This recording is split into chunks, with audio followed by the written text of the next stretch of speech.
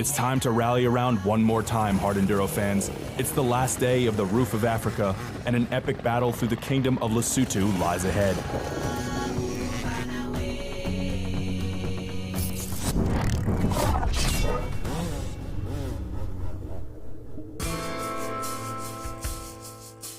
Off-road day one, the longest day of the rally, saw Graham Jarvis and Alfredo Gómez fight tooth and nail 100 kilometers in the heat and high elevations, with Gómez eventually earning the best time.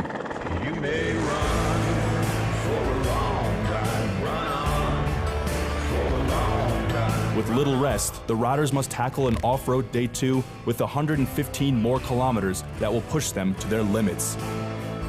The tension is thick in the early morning air as the riders prepare themselves for the epic journey ahead. Jarvis sets off first, having to blaze his own trail, with Gómez only 27 seconds behind. Let's check in with some legends of the roof to see what it takes to be a champion.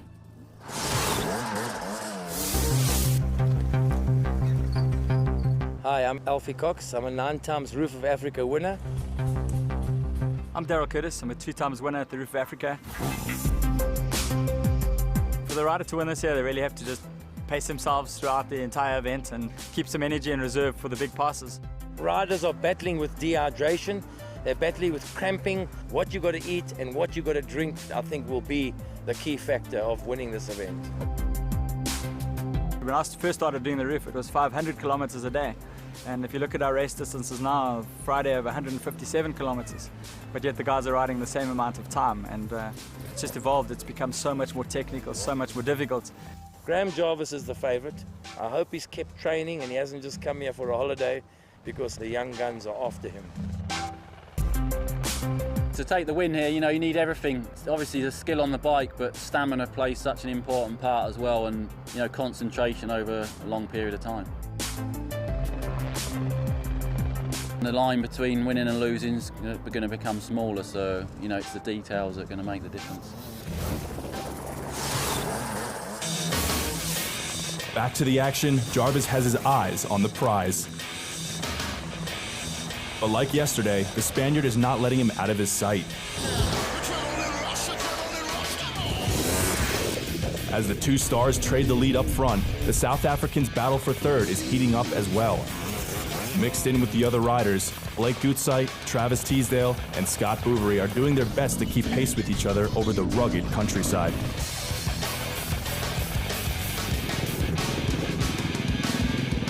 At the service station, the factory teams jump into action, making sure the fatiguing riders get a moment of relief.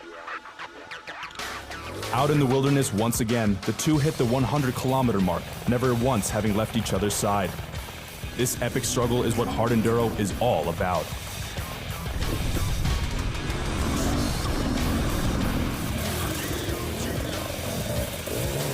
After 16 hours of grueling riding, seconds are all that separate them.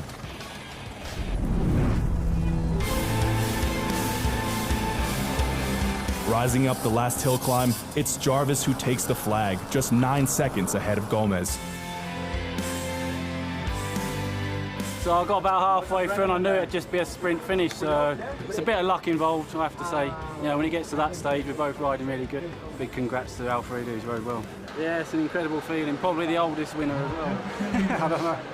Although Scott Bouverie finishes close behind Teasdale and Gutzeit, the South African's consistent riding earns himself a third-place finish.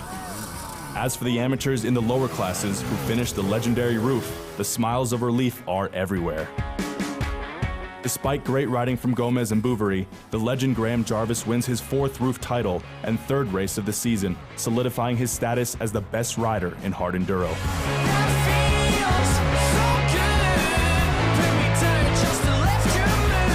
If you want to see more exclusive action of Jarvis's epic win, watch the full highlights of the Roof of Africa starting December 15th only on Red Bull TV.